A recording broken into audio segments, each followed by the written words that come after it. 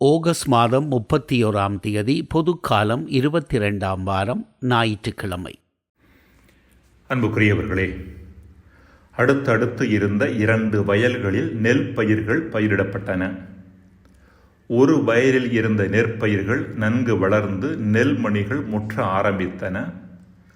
அப்பொழுது நெற்பயிர்கள் தலை சாய்த்து பூமியை பார்த்து நின்றன. இன்னொரு வயலிலோ நெல்மணிகள் முற்றவில்லை. பயிர்கள் நேராக குத்திட்டு நின்று வானத்தை பார்த்து கொண்டிருந்தன. வானத்தை பார்த்து நின்ற பயிர்கள் முற்றிய நெற்பயிர்களை பார்த்து, நீங்கள் ஏன் கோழைத்தனமாக தரையை பார்த்து கொண்டிருக்கிறீர்கள்? எங்களை பாருங்கள், நாங்கள் எவ்வளவு கம்பீரமாக வானத்தை பார்த்து நிற்கின்றோம் என்று தங்களை பார்த்து பெருமையாகவும், முற்றிய நெற்பயிர்களை பார்த்து ஏளனமாகவும் பேசின. முற்றிய நெற்பயிர் ஒன்று, நெல்மணி என்ற உள்ளீடு உங்களிடம் இல்லை, எனவேதான் குத்திட்டு நிற்கின்றீர்கள். எங்களிடம் உள்ளீடு உண்டு, எனவேதான் தாழ்ந்து நிற்கின்றோம். உள்ளீடு இல்லாதவர்களே தங்களை உயர்ந்தவர்களாக காட்டிக்கொள்ளுவார்கள். உள்ளீடு உள்ளவர்களுக்கோ அந்த அவசியமில்லை. இந்த உலகம் தேடுவது உள்ளீடு உள்ளவர்களைத்தான் என்பதை விரைவிலேயே நீங்கள் புரிந்து கொள்வீர்கள் என்று பதில் தந்தது. சில நாட்களிலேயே முற்றிய நெற்கதிர்கள் அறுவடை செய்யப்பட்டு வீட்டுக்கு கொண்டு வரப்பட்டன. மற்ற பயிர்களோ மாடுகளால் மேயப்பட்டன. முதல் வாசகம். சீராக் புத்தகத்திலிருந்து வாசகம். அதிகாரம் 3, இறைவசனங்கள் 17 முதல் 18 முடிய மற்றும் 20 மற்றும் 28 முதல் 29 முடிய. குழந்தாய், நீ செய்வது அனைத்தையும் பணிவோடு செய். அவ்வாறாயின் கடவுளுக்கு உகந்தோர் உனக்கு அன்பு காட்டுவர். நீ பெரியவனாய் இருக்கும் அளவுக்கு பணிந்து நட. அப்போது ஆண்டவர் முன்னிலையில் உனக்கு பரிவு கிட்டும். ஆண்டவரின் ஆற்றல் பெரிது, ஆயினும் தாழ்ந்தோரால் அவர் மாட்சி பெறுகின்றார். இருமாப்பு கொண்டோரின் நோய்க்கு மருந்து இல்லை, ஏனெனில் தீமை அவர்களுள் வேரூன்றி விட்டது. நுண்ணறிவாளர் ஓமைகளை புரிந்து கொள்வர், ஞானிகள் கேட்டறியும் ஆவல் மிக்கவர்கள். ஆண்டவரின் அருள்வாக்கு. இறைவா, உமக்கு நன்றி.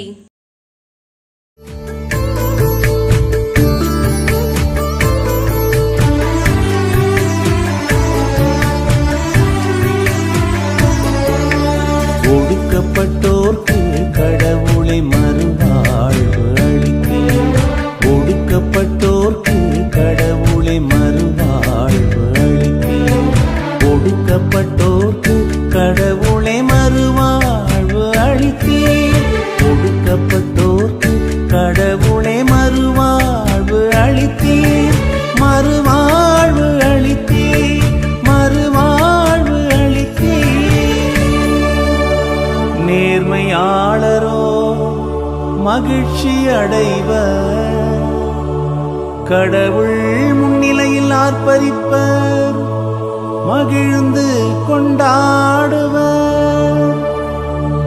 கடவுளை புகழ்ந்து பாடி அவரது பெயரை போற்றுங்கள். ஆண்டவர் என்பது அவர் தம் பெயரா. ஒடுக்கப்பட்டோர்க்கு கடவுளை மறுவாழ்வு அளித்தீர்.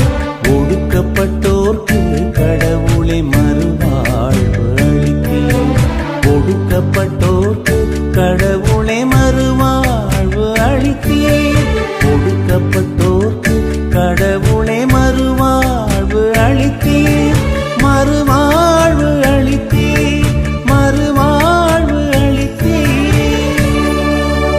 திக்கற்ற பிள்ளைகளுக்கு தந்தையாகவும், கணவனை இழந்தாளின் காப்பாளராகவும் இருப்பவர், தூயகத்தில் உறையும் கடவுள். தனித்திருப்போர்க்கு கடவுள் உறைவிடம் அமைத்து தருகின்றார். சிறைப்பட்டோரை விடுதலை வாழ்வுக்கு அழைத்து செல்கின்றார். ஒடுக்கப்பட்டோர்க்கு கடவுளை மறுவாழ்வு அளித்தீர். ஒடுக்கப்பட்டோர்க்கு கடவுளை மறுவாழ்வு அளித்தீர். ஒடுக்கப்பட்டோர்க்கு கடவுளை மறுவாழ்வு அளித்தீர். ஒடுக்கப்பட்டோர்க்கு கடவுளை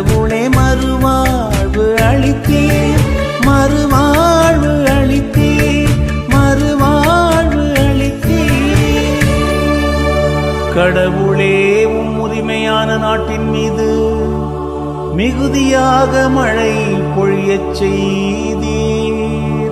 வறண்டு போன நிலத்தை மீண்டும் வளமாக்கினீர். உமக்குரிய உயிர்கள் அதில் தங்கியிருந்தன. கடவுளே, நீர் நல்லவர். எனவே ஒடுக்கப்பட்டோர்க்கு மறுவாழ்வு அளித்தீர். ஒடுக்கப்பட்டோர்க்கு கடவுளை மறுவாழ்வு அளித்தீர். ஒடுக்கப்பட்டோர்க்கு கடவுளை மறுவாழ்வு அளித்தீர். ஒடுக்கப்பட்டோர்க்கு கடவுளை மறுவாழ்வு அளித்தீர். ஒடுக்கப்பட்டோர்க்கு கடவுளை மறுவாழ்வு அளித்தீர். மறுவாழ்வு அளித்தீர். மறுவாழ்வு அளித்தீர்.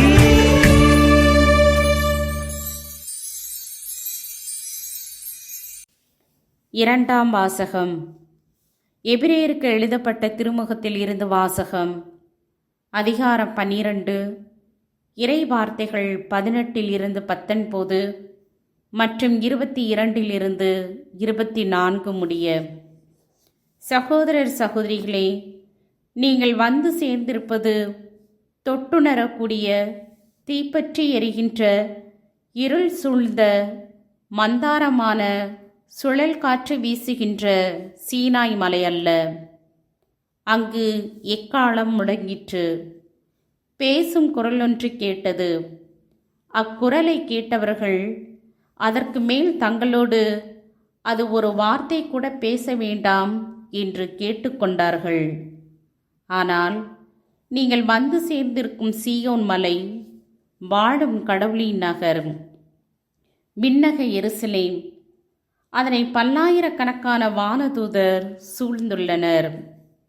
விண்ணகத்தில் பெயர் எழுதப்பட்டுள்ள தலைப்பேரானவர்களின் திருச்சபை விழா கூட்டமென அங்கே கூடியுள்ளது. நிறைவு பெற்ற நேர்மையாளர்களோடு சேர்ந்து அனைவருக்கும் நடுவரான கடவுள் முன்னிலையிலும் புதியதோர் உடன்படிக்கையின் இணைப்பாளராகிய இயேசுவின் முன்னிலையிலும் நிற்கிறீர்கள். ஆண்டவரின் அருள்வாக்கு. இறைவா, உமக்கு நன்றி. நற்செய்தி வாசகம். தம்மை தாமே உயர்த்துவோர் யாவரும் தாழ்த்தப் பெறுவர். தம்மை தாமே தாழ்த்துவோர் உயர்த்தப் பெறுவர். லூக்கா எழுதிய தூய நற்செய்தியிலிருந்து வாசகம். அதிகாரம் 14 வசனங்கள் 1 மற்றும் 7 14 வரை. அக்காலத்தில் ஓய்வு நாள் ஒன்றில் இயேசு பரிசேயர் தலைவர் ஒருவருடைய வீட்டிற்கு உணவருந்தச் சென்றிருந்தார். அங்கிருந்தோர் அவரை கூர்ந்து கவனித்தனர். விருந்தினர்கள் பந்தியில் முதன்மையான இடங்களை தேர்ந்து கொண்டதை நோக்கிய இயேசு அவர்களுக்கு கூறிய அறிவுரை: ஒருவர் உங்களை திருமண விருந்திற்கு அழைத்திருந்தால் பந்தியில் முதன்மையான இடத்தில் அமராதீர்கள். ஒருவேளை உங்களை விட மதிப்புக்குரிய ஒருவரையும் அவர் அழைத்திருக்கலாம். உங்களையும் அவரையும் அழைத்தவர் வந்து உங்களிடத்தில் இவருக்கு இடத்தை விட்டுக் கொடுங்கள் என்பார். அப்போது நீங்கள் வெட்கத்தோடு கடைசி இடத்திற்கு போக வேண்டியிருக்கும். நீங்கள் அழைக்கப்பட்டிருக்கும் போது போய் கடைசி இடத்தில் அமருங்கள். அப்பொழுது உங்களை அழைத்தவர் வந்து உங்களிடம், நண்பரே, முதலிடத்திற்கு வாரும் எனச் சொல்லும் போது உங்களுடன் பந்தியில் அமர்ந்திருப்பவர்கள் யாவருக்கும் முன்பாக நீங்கள் பெருமை அடைவீர்கள். தம்மை தாமே உயர்த்துவோர் யாவரும் தாழ்த்தப் பெறுவர். தம்மை தாமே தாழ்த்துவோர் உயர்த்தப் பெறுவர். பிறகு தம்மை விருந்துக்கு அழைத்தவர்களிடம் இயேசு, நீர் பகல் உணவோ இரவு உணவோ அளிக்கும் போது நண்பர்களையோ சகோதரர் சகோதரிகளையோ உறவினர்களையோ செல்வம் படைத்த அண்டை வீட்டாரையோ அழைக்க வேண்டாம். அவ்வாறு அழைத்தால் அவர்களும் உம்மை திரும்ப அழைக்கலாம். அப்போது அதுவே உமக்கு கைமாறு ஆகிவிடும். மாறாக நீர் விருந்து அளிக்கும்போது ஏழைகளையும் உடல் ஊனமுற்றோரையும் கால் ஊனமுற்றோரையும் பார்வையற்றோரையும் அழையும். அப்போது நீர் பேறு பெற்றவர் ஆவீர். ஏனென்றால் உமக்கு கைமாறு செய்ய அவர்களிடம் ஒன்றும் இருக்காது. நேர்மையாளர்கள் உயிர்த்தெழும்போது உமக்கு கைமாறு கிடைக்கும் என்று கூறினார். ஆண்டவரின் அருள்வாக்கு. கிறிஸ்துவே, உமக்கு புகழ். அன்புக்குரியவர்களே, சீன நாட்டில் அரசர் ஒருவர் இருந்தார். தனது அரசை துறந்துவிட்டு ஒரு துறவியாக மாற விரும்பினார்.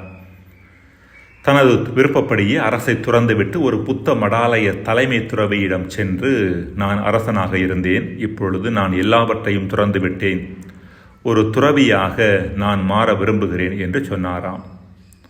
அந்த துறவி கொஞ்சம் எரிச்சலோடு, துறவியாய் இருப்பதற்கான மனப்பக்குவம் உங்களிடம் இருப்பது போல தெரியவில்லை, பேசாமல் அரசனாகவே இருந்திருக்க வேண்டியதுதானே என்றாராம். பாராட்டையும் வரவேற்பையும் எதிர்பார்த்த அரசருக்கு துறவியின் இந்த வார்த்தைகள் வருத்தத்தை கொடுத்தன. துறவியே தொடர்ந்து பேசினார். நீங்கள் அரசை துறந்து விட்டீர்கள் என்றாலும் நான் என்னும் அகந்தையை இன்னும் துறக்கவில்லை. உங்களிடம் துறவு மனநிலையை விட நான் துறந்தேன் என்ற அகந்தை மனநிலையே அதிகமாக இருக்கிறது.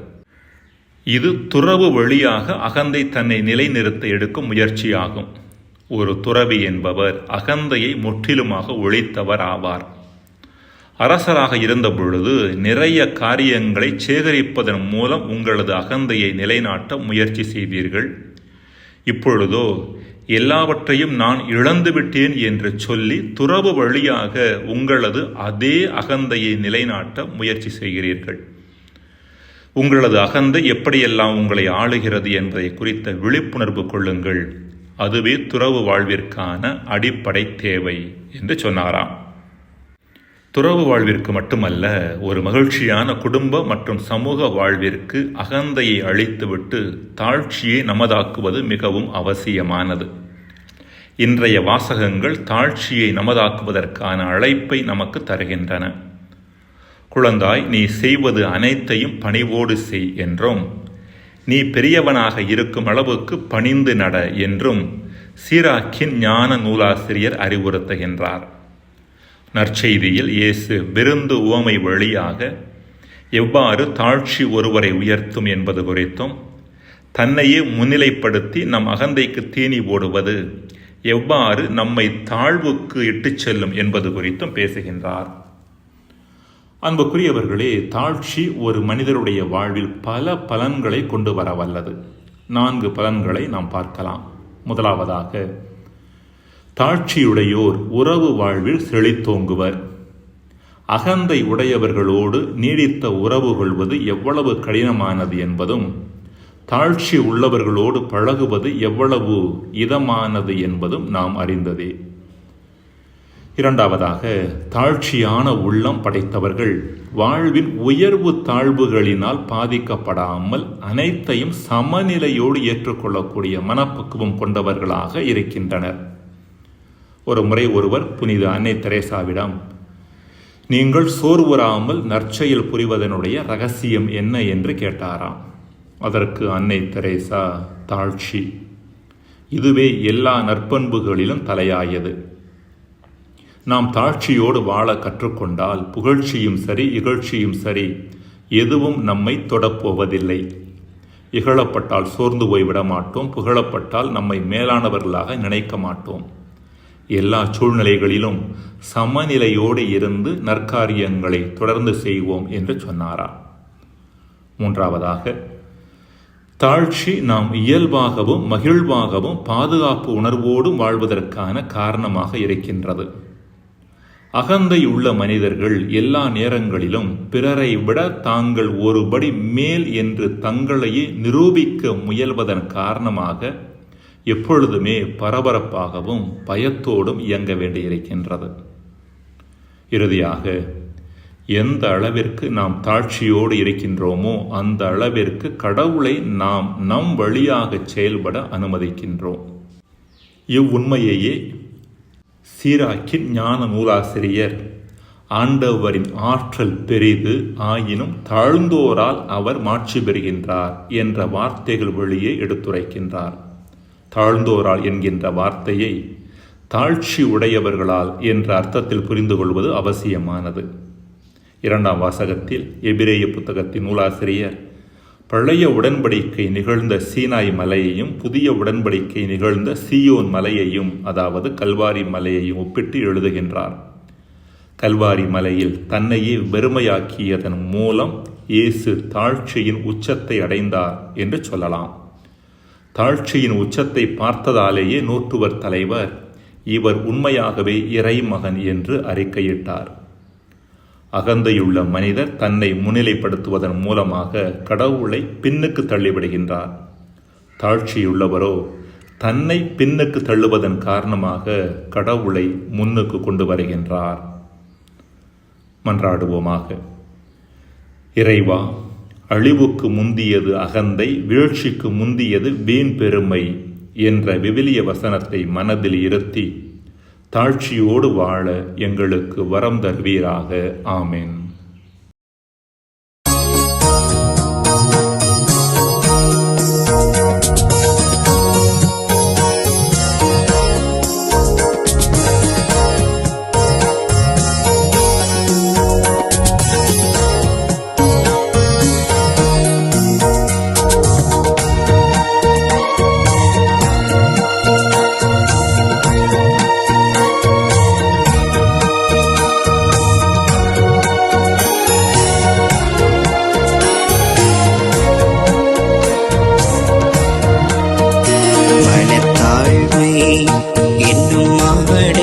அணிந்திடுங்கள், முதியோர்க்கு பணிந்திருங்கள். மனத்தாழ்மை என்னும் ஆடை அணிந்திடுங்கள், முதியோர்க்கு பணிந்திருங்கள்.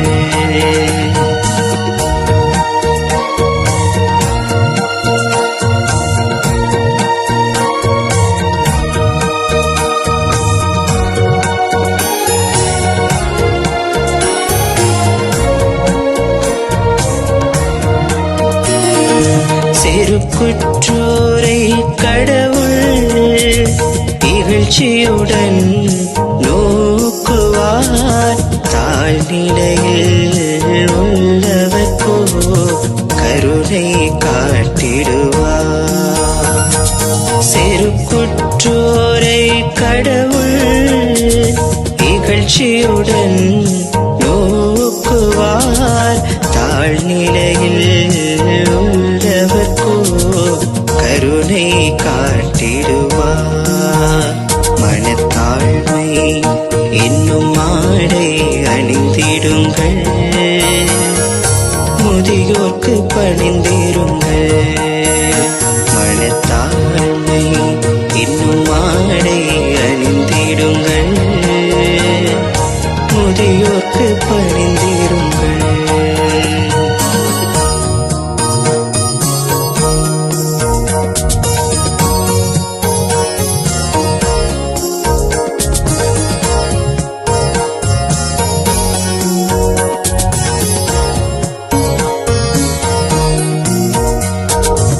இளைஞர்களே, நீங்கள் முதியோர்க்கு பணிந்திருங்கள், கடவுளது கரத்தின் கீழ் உங்களை தாழ்த்துங்கள். இளைஞர்களே, நீங்கள் முதியோர்க்கு பணிந்திருங்கள், கடவுளது கரத்தின் கீழ் உங்களை தாழ்த்துங்கள். மனத்தாழ்மை என்னும் ஆடை அணிந்திடுங்கள், முதியோர்க்கு பணிந்திருங்கள். மனத்தாழ்மை என்னும் ஆடை அணிந்திடுங்கள், முதியோர்க்கு பணிந்திருங்கள்.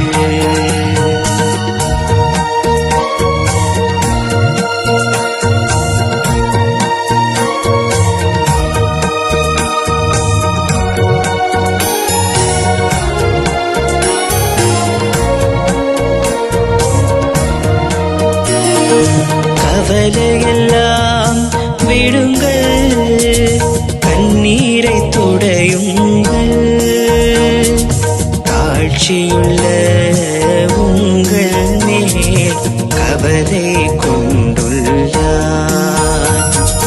கவலையெல்லாம் விடுங்கள், கண்ணீரை துடையுங்கள், தாழ்ச்சியுள்ள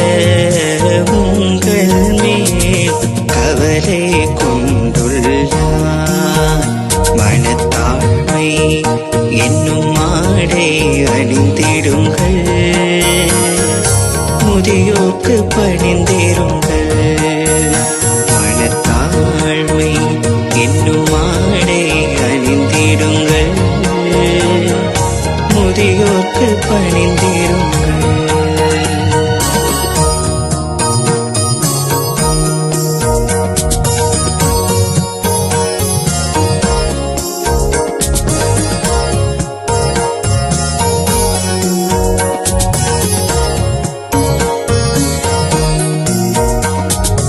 மாட்சியிலே பங்கெடுக்க துணையாயிருந்திடுவார். சீர்படுத்தி வலுப்படுத்தி வல்லமை தந்திடுவார். மாட்சியிலே பங்கெடுக்க துணையாயிருந்திடுவார். சீர்படுத்தி வலுப்படுத்தி வல்லமை தந்திடுவார். மனத்தாழ்மை என்னும் ஆடை அணிந்திடுங்கள். முதியோர்க்கு பணிந்திருங்கள்.